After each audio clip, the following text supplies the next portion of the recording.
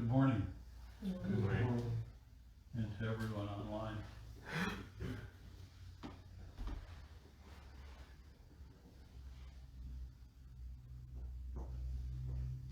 Floaters are getting worse.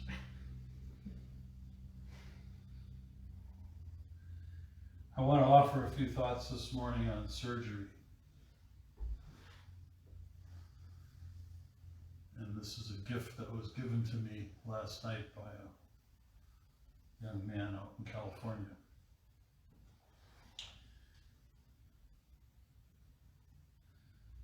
Heart surgery. You know a little bit about surgery, don't you? You've been around the medical field for a while, right? A few years. Heart surgery. To replace, to rework, to more fully understand our heart, to open our heart to the Dharma, to this miracle, to this miracle that we are alive, conscious, and able to feel all the feelings we have, is really something. To not be gloomy and defeated and regretful and hopeless and is remarkable. And we need heart surgery for that.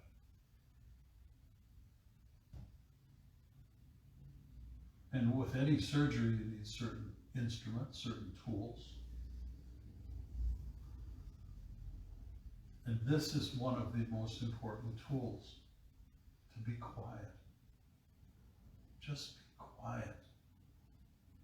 Just be quiet. Sit still, be quiet. Let the distractions come and go. Let the feelings arise and fall. And just be quiet. Just be quiet.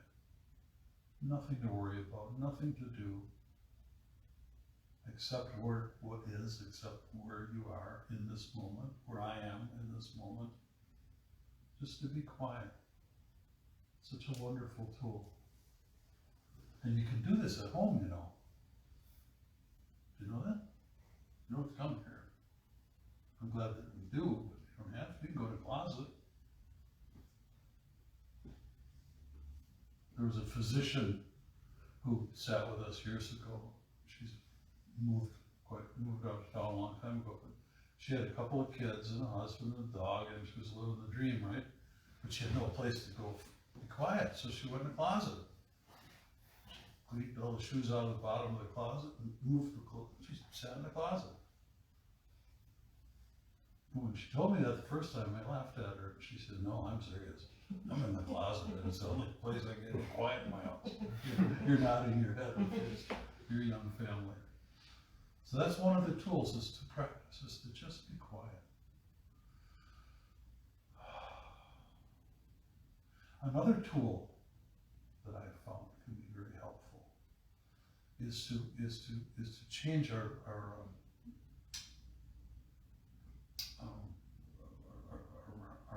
language, to self-identify. We have all together, little by little, practiced using I statements, right? I feel, I need, I think, I want, I'm afraid, I. If I say, you know, no, I don't know. So to say, I feel, I need, I want, I wish, I'm confused, I. There's a neuropsychic shift that occurs. People who've done it for a long time recognize it, and when somebody uses a you statement when they should be using an I statement, it hurts. Yes? It hurts. No. It's like we're rewiring the brain when we use I statements. So that's another tool. And it's not insignificant. It's not insignificant. You really pissed me off, by the way. No, you can't piss me off. I can feel upset by something that happened between us, or I can feel disturbed by something that you said to me, but I am responsible for me. I. And the more I do that, the more my heart opens possibility of other people's points of view, other people's opinions, other people's values. Doesn't mean that I agree or like them, but at least I'm open. Yes? Make sense?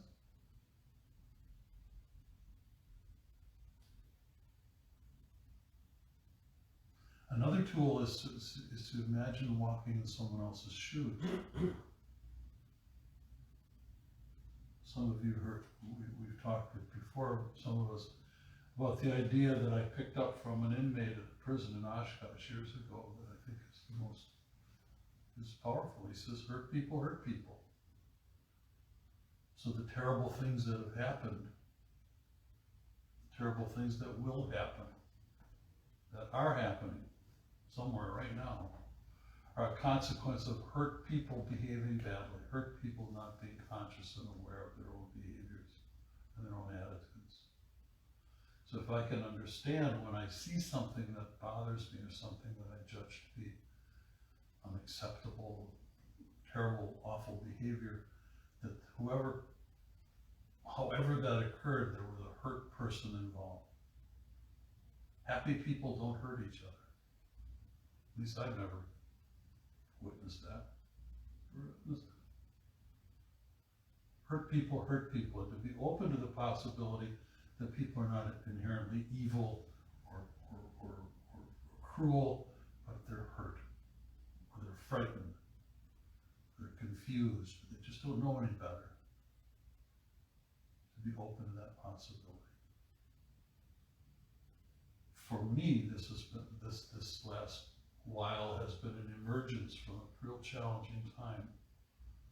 The last 4 years have been very challenging for me to keep that in mind as I see some things that are very disturbing. Those are hurt people making these messes. So those are a few of the tools on the tray that I see. And if we practice them, if we use I statements, if we sit still and meditate, if we try to understand another person's point of view or to understand the impact that another person's troubled life has had on them, to influence them, to behave badly, we can have a heart transplant. And I think all of us could use a heart transplant.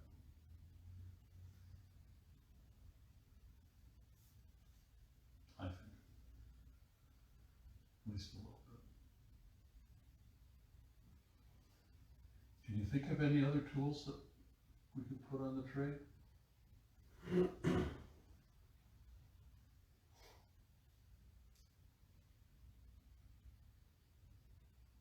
I making sense? Don't raise your hand. Sorry. What's up, Shay? This is relaxing time. I actually just yesterday had really believing, I realized how important it was to express anger and get that out, but not, I was trying to find a healthy way, especially being a former smoker, that I just took all of my anger out on myself. I was definitely an imploder, definitely am still, but I was able to use a tool like using rocks, but just going to a safe place where I could just express myself and get it out. And it was such relieving for me. I don't know, that's been a really hard thing of because anger is not exactly the most socially acceptable, especially not for women. I don't know, for either gender, but I don't know. Anger is not easy to express and get out, but I don't know any other way of healing that without it. That was a really helpful tool for me to feel like I can move more into my heart by getting sucking the poison out, basically. because it just, I don't wanna take it out on other people, and I don't wanna take it out on myself, but maybe small, but I got some anger, so. But that was a huge thing for me, was like, yeah, getting the cancer out, I guess, being able to cut that out, but finding a healthy way. So, Lovely, would you do that again? yes, I have a plan. Well, lovely, that's the point, isn't it, that we practice, It's we not a practice. one Yeah. time thing, it's, if I could always go back to a cigarette, as like that was kind of my way of coping, then I Mhm. can Yeah. do away. Wonderful, thank you, thank you. We'll talk about anger another day. Wonderful, so now you know that works, Yeah, so you've got that tool on the tray. exactly. When I feel this, I know what to do, I know how to use it. Yeah. You probably get better at it. Yeah. Thank you, it's a good story. Anybody else think of a tool you could use to give yourself some heart surgery? I like that you mentioned changing your verbiage, Mm-hmm. and I've been working on that over the past couple years, and not just with the I statements, but also trying to be aware when I use the word me or mine. Because I remember I had a tendency to, I can't necessarily think of a specific instance, like I would call everything mine. My appointment, my medication, and I noticed just by simply removing that, was pretty impactful. And then I really like that in conjunction with the switching you and I, because I literally thought the way I felt was everyone else's fault. Mm-hmm. And switching it to I helps me to be aware more throughout the day on a regular basis that really everything's a mirror. So why am I feeling this way? And what is that about? And that's been really powerful for me, incorporating the Mm-hmm. me, mine, and the I, you. So this is ongoing for you, this is wonderful. So can you teach that to anybody else? Attempt to, yes. Yeah. Yeah, you've got teenagers in your life now. Can you point that out when you hear it, and be respectful and gentle, sort of influence that, including, of course, the I statement part. Mm-hmm. We'll civilize them. I don't know what it means to be civilized this past week. I forgot all of that.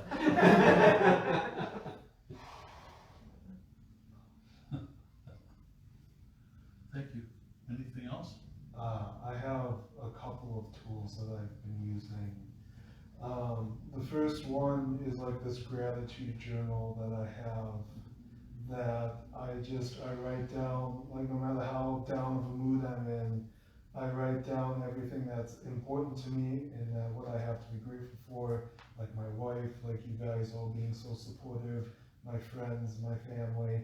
It just reminds me of all the things that I have special in my life. And it's sort of like restructuring my brain so that it's easier for me to see the positive things. And I like do it every single day. Another good text that I'm reading is The Way of the Bodhisattva.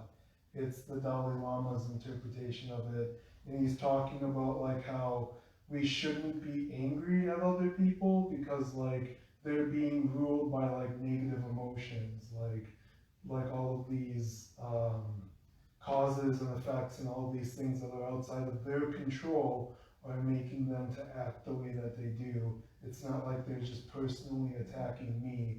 So it's just being, it helps me to be more compassionate for other people because they're going through things that they can't control just like I am. So it's just in practicing patience with that. Good. Hurt people, hurt people. Hurt people, exactly. No doubt. No doubt. Thank you. I would just like to echo George's gratitude list. I do gratitude list every morning, but it's on a Facebook group, so everybody Ah, gets on periodically, and then not only can I, share the few things that I'm grateful for, but that other people do too, and it's a nice helpful reminder of, oh yeah, I forgot about Mhm. that, or like, Yeah. sometimes you do stuff together and like kind of brings it back up the next day, and it's a really nice little way to start off the day with Mhm. some compassion. mm-hmm. I can imagine thumbing through that list and seeing somebody else remark and going, oh yeah, that too. I can put that one in there too. I like that. And there are lots and lots of other tools. Little by little, we change our minds and give ourselves a new heart. A heart that's loving and open and kind and patient and appreciates the miracle of being human, this guest house.